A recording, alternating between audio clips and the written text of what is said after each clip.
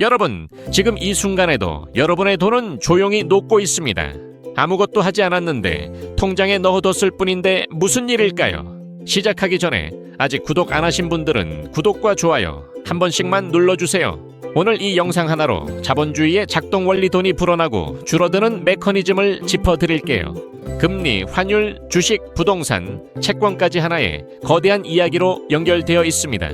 끝까지 보시면 그 연결고리가 선명하게 보일 거예요. 지금 우리나라에 풀려있는 돈 2024년 여름 기준 약 5,500조 원이에요. 5,500조 원이라는 숫자가 너무 커서 실감이 안 되시죠? 그런데 시간의 흐름으로 보면 이야기가 완전히 달라집니다. 10년 전에는 지금의 절반 정도였고 20년 전에는 그보다 훨씬 적었거든요. 눈치채셨나요? 대략 10년마다 2배씩 늘고 있어요. 이 속도라면 10년 뒤에는 1경 원이 넘는 돈이 돌아다니게 됩니다. 여기서 아주 불편하지만 꼭 드려야 할 질문이 있어요. 지난 10년 동안 여러분의 자산 2배가 됐나요? 그렇지 않다면 여러분은 사실상 뒤처지고 있는 겁니다. 통장 잔고가 그대로라도 나라 전체에서 여러분이 차지하는 부의 비율은 줄어들고 있으니까요.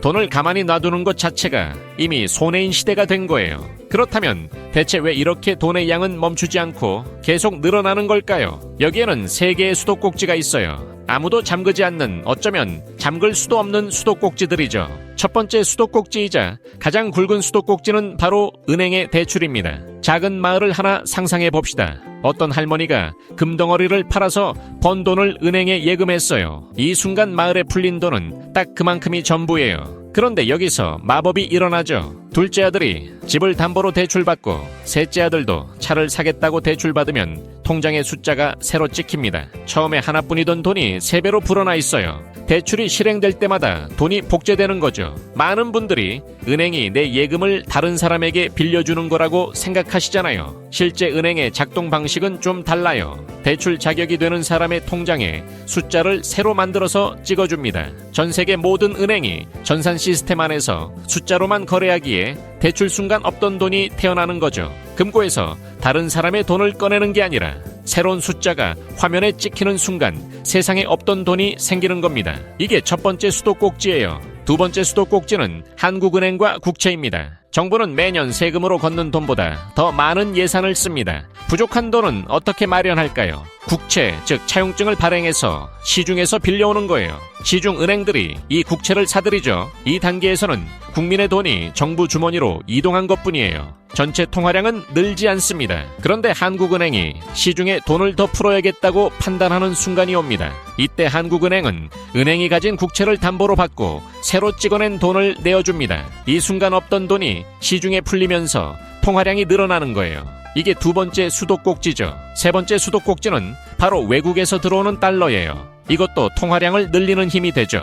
하멜이 1만 달러를 갖고 조선에 표류했다고 해봅시다. 원화가 필요하니 달러를 바꿔야 하죠. 정부는 그에 해당하는 원화를 새로 내어줍니다.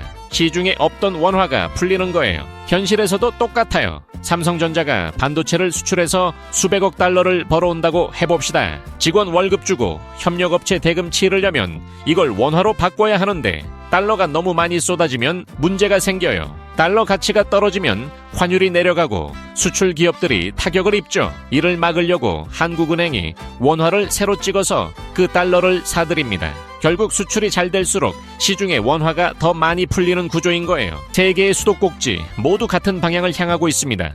열리는 방향으로요. 은행은 자격되는 사람에게 계속 대출하고 정부는 항상 예산이 부족하고 수출은 계속됩니다. 이 세 가지 중 어느 하나라도 멈추려면 경제 자체가 멈춰야 해요. 돈이 이렇게 늘어나는 걸 통제해야 하는 거 아니냐고 물으실 수도 있습니다. 틀린 말이 아니에요.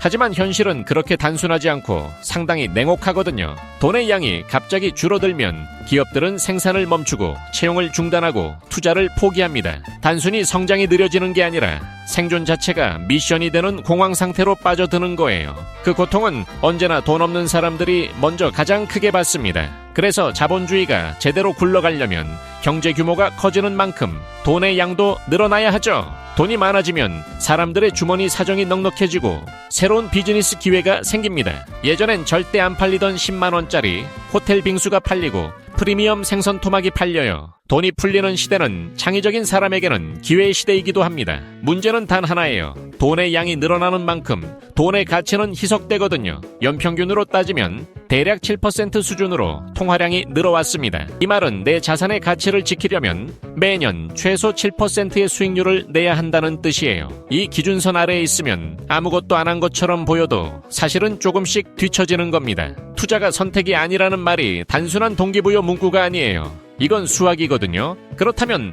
어디에 투자해야 할까요? 대부분이 이 질문에서 막힙니다. 가장 먼저 떠올리는 두 가지 주식과 부동산을 놓고 고민하기 시작하죠. 어느 쪽이 더 많은 돈을 벌어줄까요? 놀랍게도 절대적인 정답이 없습니다. 1986년부터 2020년대 초반까지 코스피 지수와 아파트 평균 가격을 비교하면 주식의 수익률이 압도적으로 높았어요. 하지만 기준점을 살짝 옮겨서 1990년부터 투자를 시작했다고 가정하면 결과가 완전히 뒤집힙니다. 강남 아파트 수익률이 주식을 추월하거든요. 같은 나라 같은 기간인데 말이죠. 시작점만 바꿨을 뿐인데 결론이 완전히 달라지는 이유, 바로 변동성 때문입니다. 주식은 변동성이 극심한 자산이에요. 어제 100만 원짜리가 오늘 80만 원이 되기도 하죠. 아파트는 달라요. 시장이 불안해도 즉시 팔아치우는 건 현실적으로 어렵습니다. 그래서 부동산의 변동성은 주식보다 훨씬 작고 이게 두 자산의 가장 큰 차이예요. 주식은 사람들의 불안과 기대가 매 초,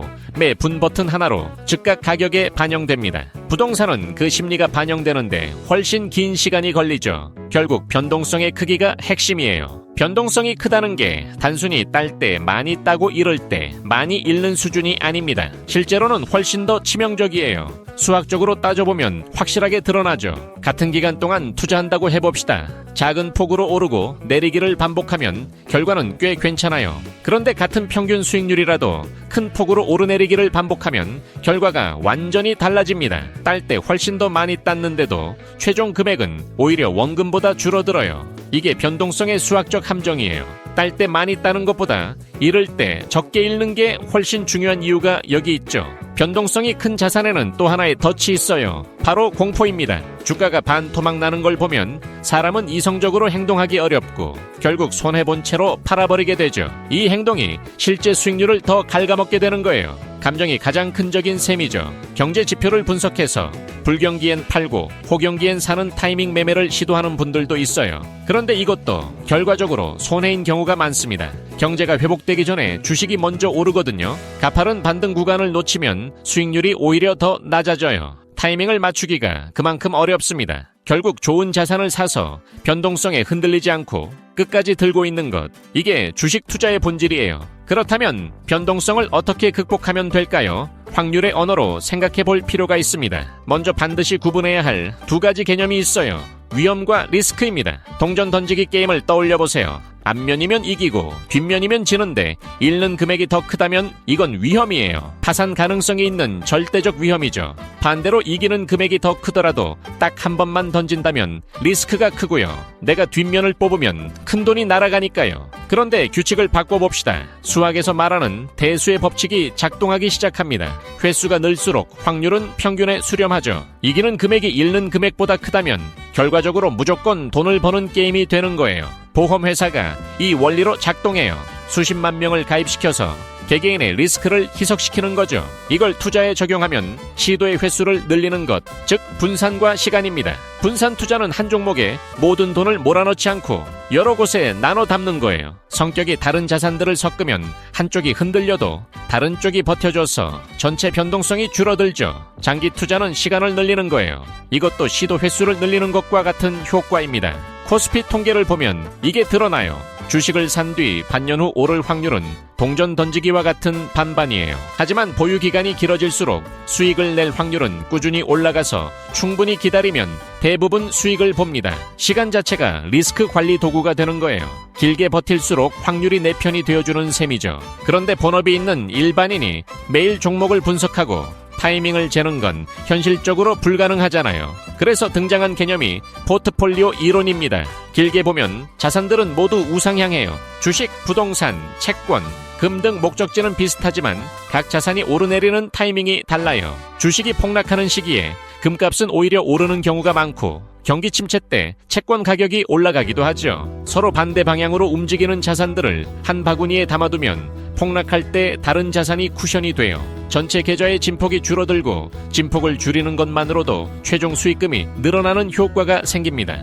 포트폴리오를 얘기할 때 전문가들이 반드시 강조하는 게 있어요. 일정 비율은 꼭 현금으로 들고 있으라는 거죠. 현금이 이자도 없이 노는 돈 아니냐고 물으실 수 있는데 현금의 진짜 역할은 다른 데 있습니다. 하락장이 왔을 때 현금이 없으면 공포에 질려서 잘못된 판단을 하고 싼 가격에 팔아버리는 최악의 선택을 해요. 반대로 현금이 있으면 마음에 여유가 생기고 좋은 자산이 싸게 나왔을 때 살 수 있죠. 결국 가장 높은 수익률은 공포 없이 하락장을 통과한 사람에게 와요. 그 심리적 안전망이 바로 현금입니다. 이제 이야기의 무대를 조금 더 크게 넓혀볼게요. 개인 투자에서 것이 경제의 세계로요. 자본주의 경제를 이해하는데 반드시 알아야 할 두 개의 교환 비율이 있습니다. 금리와 환율이에요.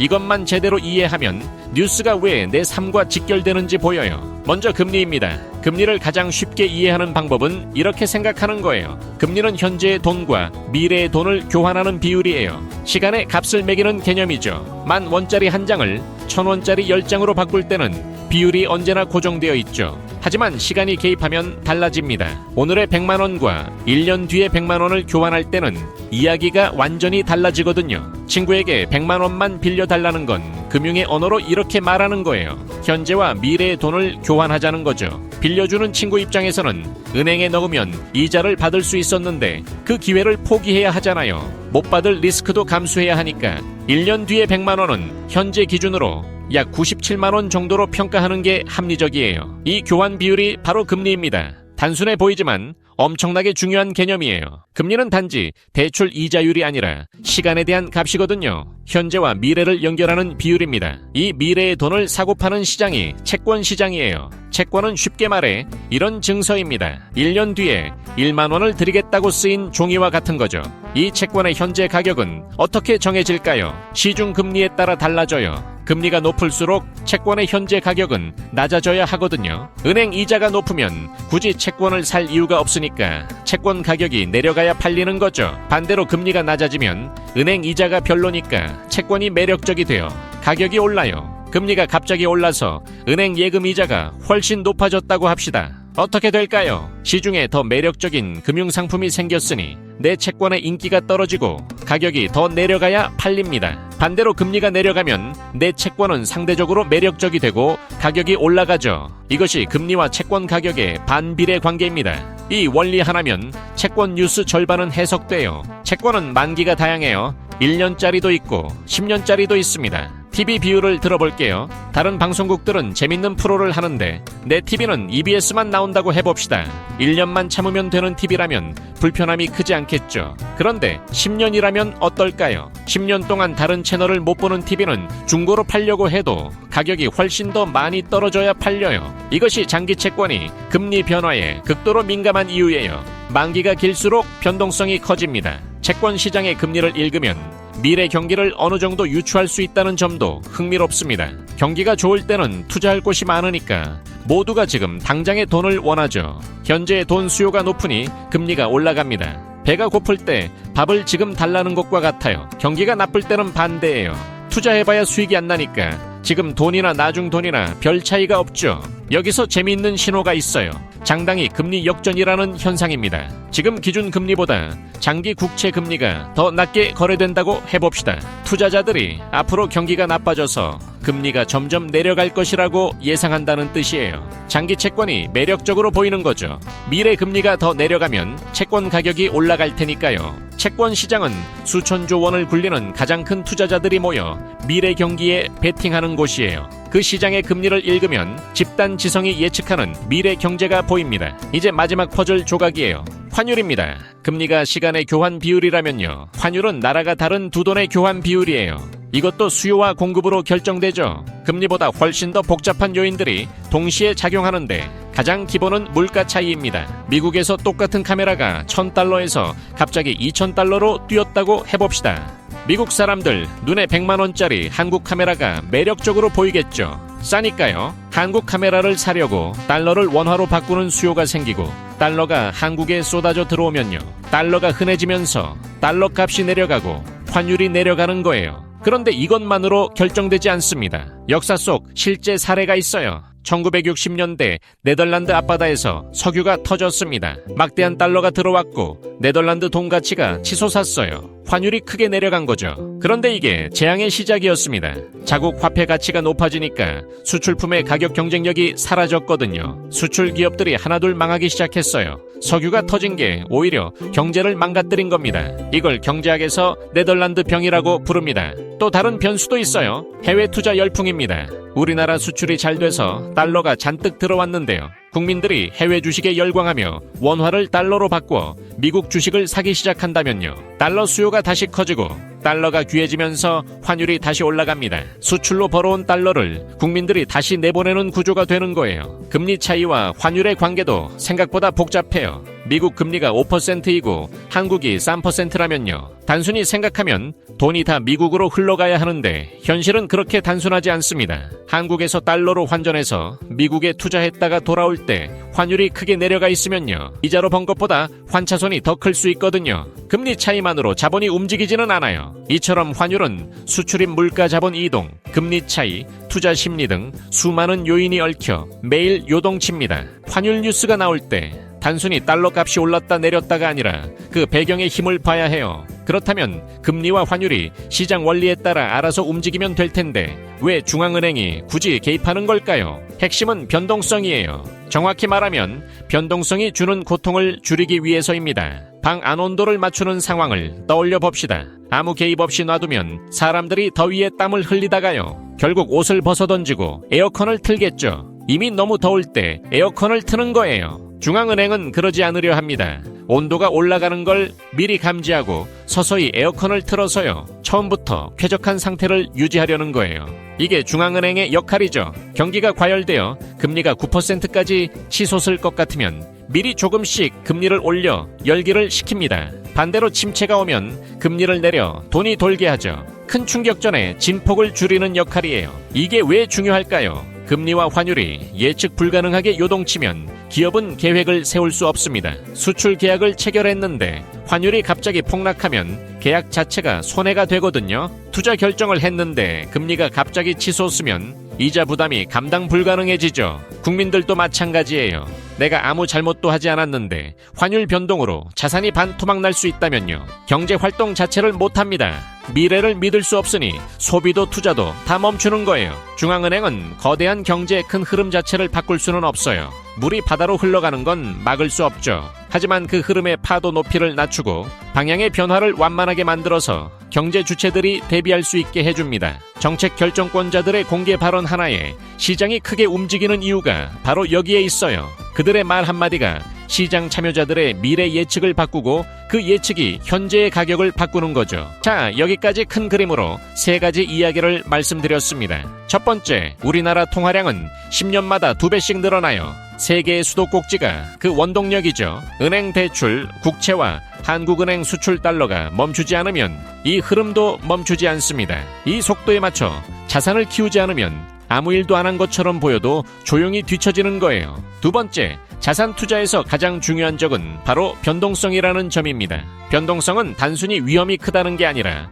수학적으로 수익률을 갉아먹는 거예요. 이를 극복하는 도구는 분산과 장기 투자, 그리고 현금 확보입니다. 서로 다른 자산을 섞어 포트폴리오를 만드세요. 세 번째, 거시 경제는 금리와 환율이라는 두 교환 비율로 움직여요. 금리는 현재와 미래의 돈을 연결하고 채권 시장은 그 미래에 대한 집단 베팅입니다. 환율은 날아간 돈의 교환 비율이며 수많은 요인이 얽혀있죠. 중앙은행은 파도 높이를 낮추는 역할이에요. 이 세 가지가 연결되는 순간 경제 뉴스가 다르게 보이기 시작합니다. 금리가 올랐다는 뉴스가 들리면 현재의 돈 가치가 높아졌구나. 채권 가격은 내려가겠구나. 부동산 대출 부담이 커지겠구나. 기업들의 투자가 줄겠구나. 외국 자본이 환율에 영향을 주겠구나. 이처럼 경제는 분리된 파편들이 아니라 하나의 거대한 유기체예요. 하나가 움직이면 나머지가 연쇄 반응합니다. 투자를 잘하고 싶다면 종목을 먼저 보기 전에 이 큰 그림을 먼저 이해해야 해요. 어느 방향으로 물이 흐르고 있는지, 그 흐름이 왜 생겼는지를 알 때 내가 어디에 서 있어야 하는지가 보입니다. 자본주의는 누구에게나 열려있는 시스템이에요. 하지만 원리를 모르면 늘 뒤처지게 되죠. 반대로 원리를 알면 그 흐름 위에서 주도적으로 움직일 수 있습니다. 오늘 영상이 도움이 되셨다면 구독과 좋아요 부탁드리고요. 다음에도 좋은 정보로 찾아뵙겠습니다.